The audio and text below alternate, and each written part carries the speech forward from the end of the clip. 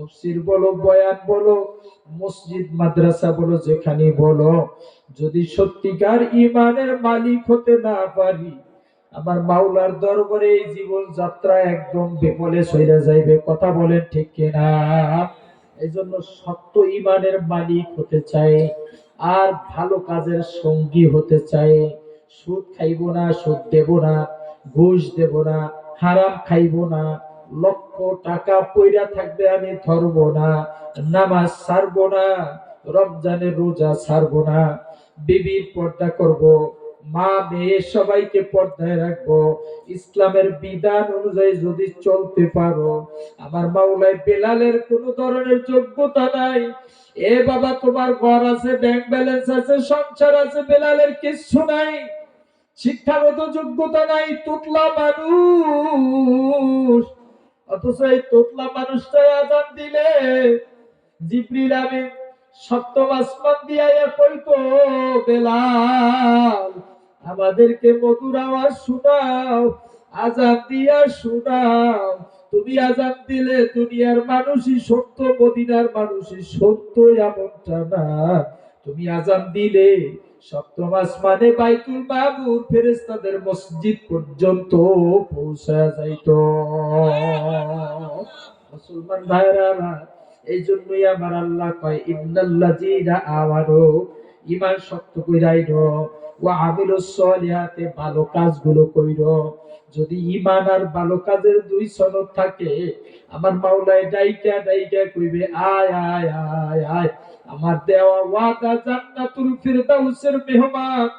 যেই জান্নাতুল ফিরদাউসের ঘর বানানো হবে জান্নাতের ইট স্বর্ণের, দেয়াল স্বর্ণের, দরজা স্বর্ণের, রাস্তা স্বর্ণের, খাট স্বর্ণের। আল্লাহু আকবার। সব স্বর্ণ দিয়া, দামি স্বর্ণ দিয়া আমার আল্লাহ মুমিন বান্দা বান্দিকে জানাইয়া বানাইয়া দিবে, তৈয়ার করে দিবে। বাবারে, হযরত আলী রাদিয়াল্লাহু তাআলা আনহু ইসলাম কবুল করছিলেন 10 বছর বয়সে। মরণ পর্যন্ত আর জীবনে কোনোদিন ইশরাকও যায় নাই, তাহাজ্জুদও যায় নাই। একটু জোরে বলবেন সুবহানাল্লাহ। হযরতে ফাতিমা রাদিয়াল্লাহু তাআলা আনহা বালেগা হওয়ার পর থেকে সুস্থ থাকা অবস্থায় মরণ পর্যন্ত জীবনে কোনোদিন তাহাজ্জুদ কামাই যায় নাই, জীবনে কোনোদিন ইশরাক কামাই যায় নাই। একটু জোরে বলেন সুবহানাল্লাহ। আমার আমলের অবস্থা কি, আমার ঈমানের অবস্থা কি? সুন্নাত ছাইরা দেই, মাঝে মাঝে বলি সুন্নাত লাগে না, সুন্নাত এড়ায় চলে, ফরজ তাও বাদ দিয়া দেই। আর 10 বছরের সময় ইসলাম কবুল কইরা হযরতে আলী মরণ পর্যন্ত জীবনে কোনোদিন ইশরাক কামাই যায় নাই। জোরে বলেন সুবহানাল্লাহ। নবীজির ইন্তেকালের পরে, আবু বকরের পরে, হযরত ওমরের পরে সর্বশেষ হযরত আলী দায়িত্ব পালন করতেছিলেন খেলাফতের। একদিন ফজরের নামাজের ইমামতিতে দাঁড়াইছিলেন। তাফসীরে মাআলিমুত তানজিলে ইমাম বগবী এই ঘটনা লিখেছেন। ফজরের নামাজের পরে হযরতে আলী সালাম ফিরিয়ে দৌড়ানো শুরু করলেন। প্রতিমধ্যে সমবয়সী যুবক ভাইরা কুদ্দা কামিসুমিন দৌড়ে পিছন দিক থেকে জামা টেনে ধরে বলেন, আলী আজকে এত তাড়াহুড়া কেন? কই যাও? তুমি তো ফজরের নামাজের পরে তেলাওয়াত করে শোনাও, জিকির আজকার করো, ইশরাক পড়ো, আজকের কেন এত তাড়াহুড়া কেন? কই যাও তুমি? হযরতে আলী দর দর করে চোখের পানি ছেড়ে দিয়া বললেন, ভাই আমারে আজকের ছেড়ে দাও, আজ আমার মন ভালো না। সবাই ছেড়ে দিলেন, চলে গেলেন। গিয়ে দেখলেন যেখানে জায়নামাজ বিছিয়ে ফাতেমা নামাজ পড়ে, আজকে যায় দেখেন ফাতেমাও জায়নামাজে নাই। মন খুব খারাপ, জোরে জোরে কান্না করে আর বলে, ফাতিমা রে, আজকে আমিও ইশরাকের মুসল্লায় নাই, তুমিও ইশরাকের মুসল্লায় নাই। খুঁজতে খুঁজতে গিয়া দেখে রান্না করে 3 পাত্র নিয়ে দাঁড়াইয়া দাঁড়াইয়া কান্না করে গাল বেয়ে বেয়ে পানিগুলো পড়তেছে। হযরতে আলী তাকায় দেখি একটা পাত্রের মধ্যে পুরানো দিনের রক্ত মাখা জামা কাপড়, আর একটা পাত্রের মধ্যে আটা খামির করা রুটি বানাইবার জন্য, আর একটা পাত্রের মধ্যে গরম পানি করা। ফাতিমারে ধমকায় বলে, হে ফাতিমা, আমার ঘরে এত তাড়াতাড়ি করে সংসারের কাজ করা লাগে না, আজকের কেন এত তাড়াতাড়ি করে সংসারের কাজে লাইগা গেলা?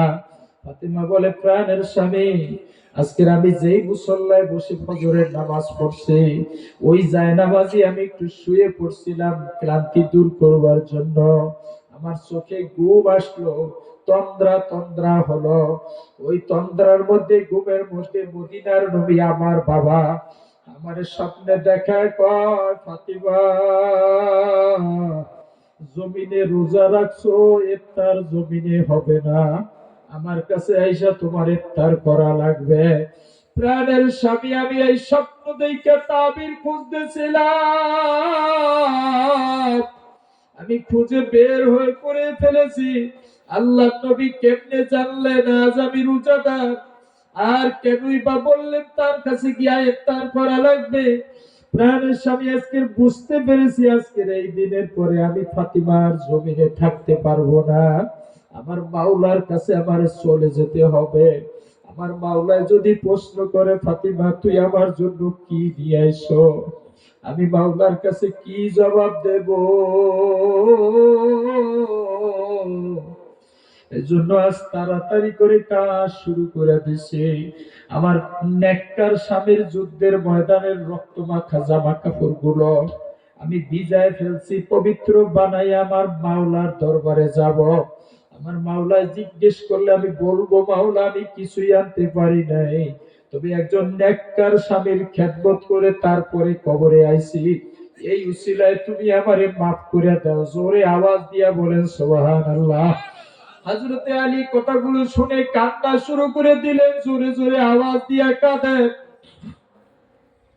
আবার প্রশ্ন করলেন, ফাতিমা এতগুলো আটা কেন খামির করলে, এতগুলো রুটি তো আমাদের ঘরে লাগে না? ফাতিমা কান্না করে আর বলে, প্রাণের স্বামী, আপনি তো 5 দিন 7 দিন 10 দিন পর দাওয়াতের ময়দান থেকে আসেন, আপনি যখন আসবেন আইসা দেখবেন ফাতিমা করে নাই, জনমের মতো বিদায় নিয়ে নিছে। কে আপনাকে তখন রুটি বানায় খাওয়াবে? হাসান হুসাইন খেলার মাঠ থেকে আসলে কে ওদেরকে রুটি খাওয়াবে? এই জন্য আজকে খুব বেশি করে রুটি বানাইবো, খুব বেশি করে রুটি তৈরি করে যাব, আপনিও খাবেন, ওদেরকেও খাওয়াবেন। ফাতিমা, এই গরম পানি কেন করছো?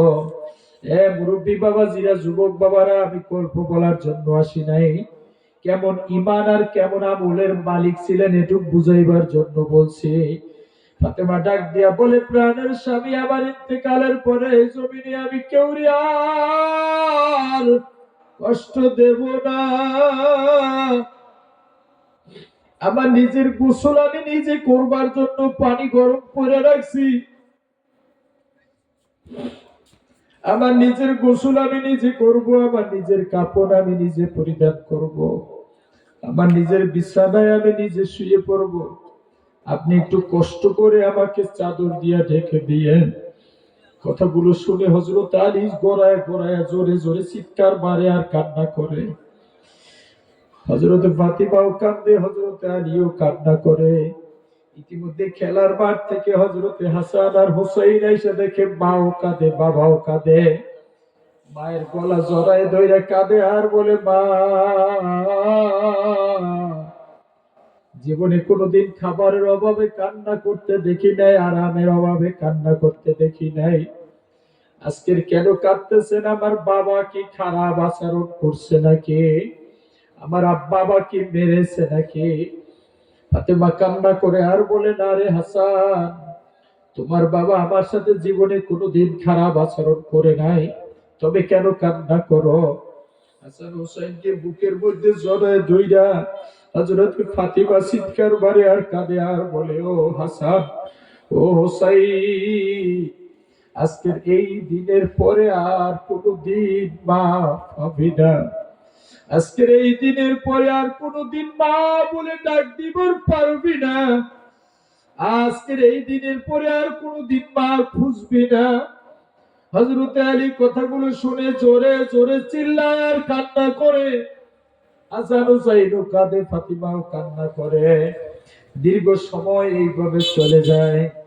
বাবা, শুধু বুঝাইবার জন্য গল্প বলছি, অন্য কোনো কারণে নয়। দীর্ঘ সময় পরে ফাতিমা ডাক দিয়ে বলে, প্রাণের স্বামী, ওদেরকে আপনি একটু সামলায়া নেন, আমার আর সময় নাই, আজরাইল হাজির হয়ে গেছে। মুসলমান বাবারে, কেমন ইমানের মালিক হয়েছে, আজরাইল হাজির হয়েছে সেইটা পর্যন্ত চোখ দিয়া তাকা তাকা দেখতেছে। তুমিও কেমন ইমানের মালিক হইলা, তারাও কেমনি ইমানের মালিক হইল। হযরতে আলী তাদেরকে সামলায় নিয়ে নিলেন। ফাতেমা রাদিয়াল্লাহু তাআলা আনহা ওই গরম পানি দিয়া গোসল করলেন, নিজের কাপড় নিজে পরিধান করলেন, স্বামীর পাও দুখানা জড়ায় ধরে বললেন, জনমের মতো বিদায় দিয়ে দেন, আর হয়তো দেখা হবে না, যদি আমার মাওলায় মাফ করে দেয় হয়তো দেখা হবে। বিদায় নিয়ে বিছানায় শুয়ে বললেন, বাবা। হযরতে আলী চাদর দিয়ে ঢেকে দিলেন। হযরতে আলী, বুখারীর হাদিসে আসছে, হযরতে আলী নিজে বয়ান করে চাদর দিয়ে ঢেকে দেওয়ার পরে কালিমার পানি ভেসে আসছিল, লা ইলাহা ইল্লাল্লাহর আওয়াজ বেরিয়ে বেরিয়ে আসছিল, আমরা শুনতেছিলাম। হঠাৎ করে কালিমার আওয়াজ নাই, একটা চিৎকার বাইরা জমিনের মধ্যে পইরা যায় আর বলে, হাসান রে, হুসাইন। কালিমার আওয়াজ বন্ধ হয় নাই, বরং জনমের মতো ফাতিমা বিদায় নিয়ে চলে গেছে, আর আসবে না। হাসান হুসেন দৌড়ে যেয়ে মুখ জড়ায় ধরে, গলা জড়ায় ধরে, মুখ থেকে কাপড় সরায় ঠোঁট নাড়ায় আর বলে, মা গো, বললে না আমরা কার কাছে ঘুমাইবো, বললে না আমরা কে আমাদেরকে খানা খাওয়াবে। এইভাবে বলে বলে কান্না করতেছিলেন। হযরতে আলী ওদেরকে নিয়ে যায় আবার চলে আসে, নিয়ে যায় আবার চলে আসে।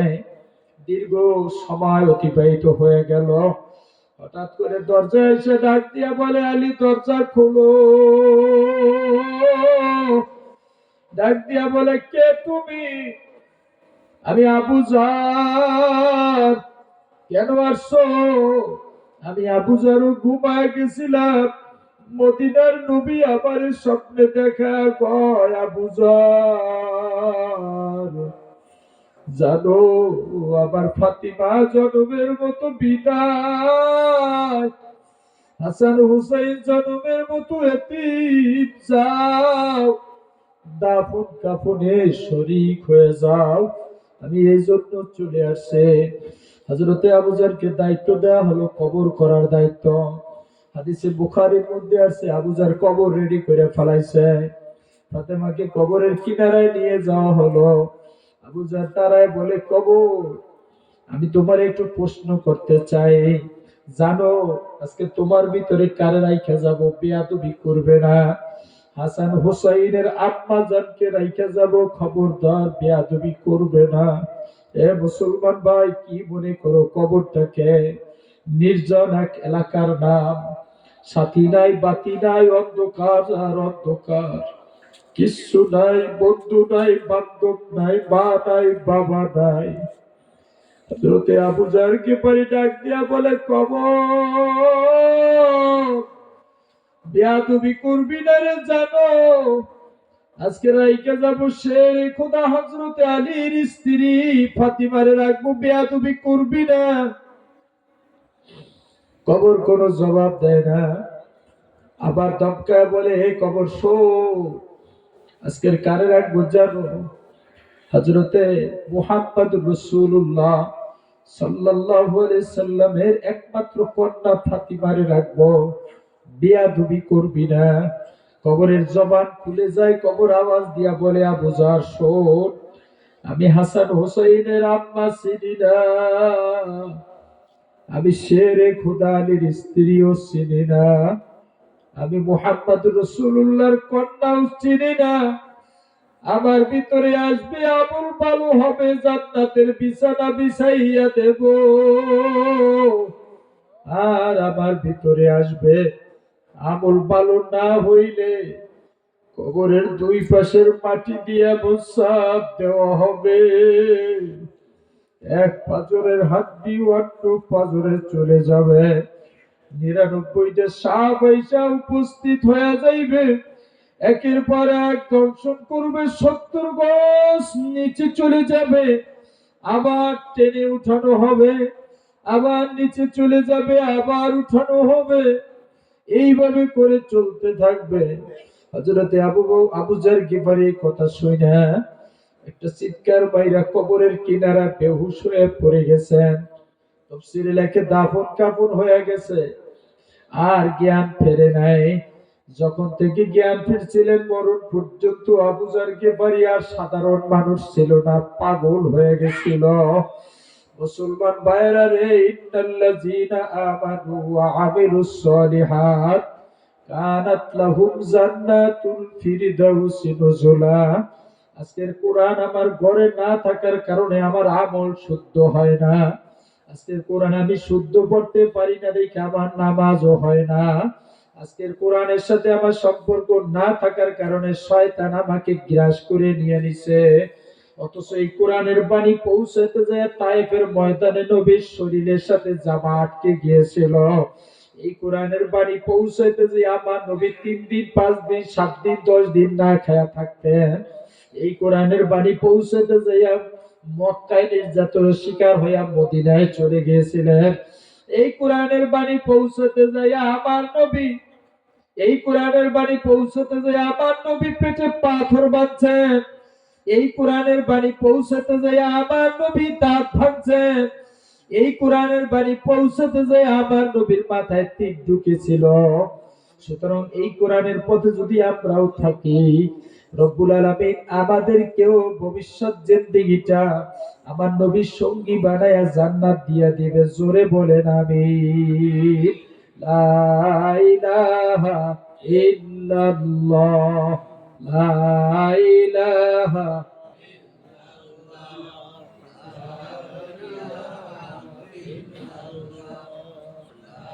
লা ইলাহা ইল্লাল্লাহু মুহাম্মাদুর রাসূলুল্লাহ সাল্লাল্লাহু আলাইহি ওয়াসাল্লাম। জোরে জোরে বলেন আলহামদুলিল্লাহ। আল্লাহর নবী তার উপরে এই কোরআন নাযিল কইরা বিশ্ববাসীকে বিজ্ঞান শিখায়া দিয়েছেন। হুয়াল্লাযী বা'সা ফিল উম্মিয়িনা রাসূলাম মিনহুম ইয়াতলু আলাইহিম আয়াতিহি ওয়া ইউযাক্কিহিম ওয়া ইউআল্লিমুহুমুল কিতাবা ওয়াল হিকমা। ওয়াল হিকমা শব্দের অর্থ হলো বিজ্ঞান, যেটাকে ইংলিশে বলা হয় সায়েন্স, আরবিতে বলা হয় হিকমা, বাংলায় বলে বিজ্ঞান। প্রিয় নবীর কাছে আমি কোরআন নাযিল করছি এই তামাম বিশ্ববাসীকে বিজ্ঞান শেখানোর জন্য। আজকের এক্স-রে আবিষ্কার করা হয়েছে, আল্ট্রাসাউন্ড আবিষ্কার করা হয়েছে, ইসিজি করা হয়েছে, রোগ জীবাণু ধরা পড়ার জন্য আবিষ্কার করা হয়েছে মেশিন। সম্পূর্ণটাই কোরআনকে অ্যানালাইসিস করে বিশ্লেষণ কইরা কইরা কইরা কইরা আজকে তামাম দুনিয়ার মুসলমানদের চলার জন্য, মানুষের চলার জন্য কোরআন এক গাইডলাইন হিসাবে, পথ প্রদর্শক হিসাবে আজকের কাজ করছে। প্রিয় নবীর কাছে 1500 বছর আগে যেই বিজ্ঞান নাজিল কইরা দিবেন, কিয়ামতের যতই কাছে আসবে ততই সেটা প্রকাশ হইবে। জোরে আওয়াজ দিয়া বলেন সুবহানাল্লাহ। আজকের প্রিয় নবীর হিজরতকে কেন্দ্র করে কত কিছু আবিষ্কার করলো। প্রিয় নবীর মেরাজকে উপলক্ষ করে আজকে লিফট পর্যন্ত আবিষ্কার করলো, প্লেন পর্যন্ত আবিষ্কার করলো, হেলিকপ্টার পর্যন্ত আবিষ্কার করলো। প্রিয় নবীর মেরাজ, সুবহানাল্লাযী আসরা বিআবদিহি লাইলাম মিনাল মাসজিদিল হারামি ইলাল মাসজিদিল আকসা। প্রিয় নবীর এই মেরাজ ভ্রমণকে উপলক্ষ কইরা আজকের প্লেন হইলো, আজকের হেলিকপ্টার হইলো, আজকের লিফট হইলো। কেমনে মানুষ উপরের দিকে যাইবে, এইটা মানুষকে আল্লাহ কোরআনের মাধ্যমে শিক্ষা দিয়া দিবেন। জোরে বলেন সুবহানাল্লাহ। দোয়া করব, আজকে রাত্র বেশি করব না, আপনারা লোকজন কম।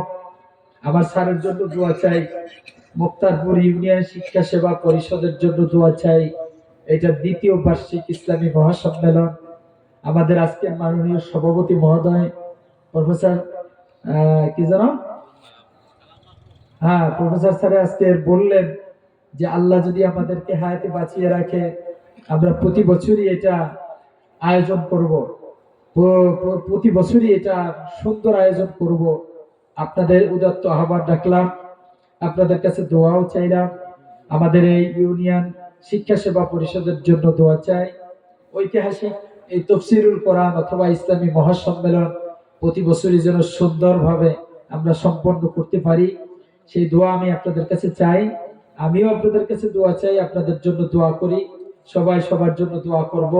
আল্লাহ পাক যেন আমাদের সবাইকে ঈমান নিয়ে কবরে যাওয়ার তৌফিক দান করেন। আমিন বলেন আমিন।